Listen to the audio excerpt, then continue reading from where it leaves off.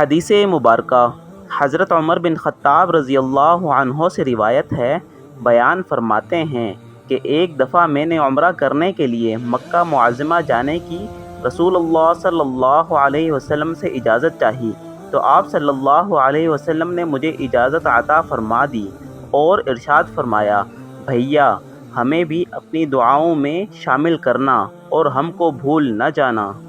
حضرت عمر رضی اللہ عنہ فرماتے ہیں کہ آپ صلی اللہ علیہ وسلم نے مجھے مخاطب کر کے یہ بھیا کا جو کلمہ کہا، اگر مجھے اس کے عوض ساری دنیا دے دی جائے تو میں راضی نہ ہوں گا۔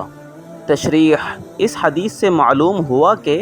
دعا ایسی چیز ہے جس کی استدعا بڑوں کو اپنے چھوٹوں سے کرنی چاہیے، بالخصوص اس وقت جب کہ وہ کسی ایسے مقبول عمل کے لیے یا ایسے مقدس مقام کو جا رہا ہو جہاں قبولیت کی خاص امید ہو۔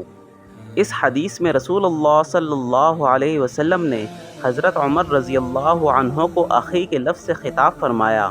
جو اخی کی تصغیر ہے اور جس کا لفظی ترجمہ بھیا ہے۔ اس سے حضرت عمر رضی اللہ عنہ کو جتنی خوشی ہوئی، جس کا انہوں نے اظہار بھی فرمایا ہے، وہ بالکل برحق ہے۔ اس کے ساتھ اس حدیث سے حضرت عمر رضی اللہ عنہ کے مقام کی رفعت اور بارگاہ الہی میں اس کی مقبولیت کی جو شہادت ملتی ہے، وہ بجائے خود بہت بڑی سند ہے۔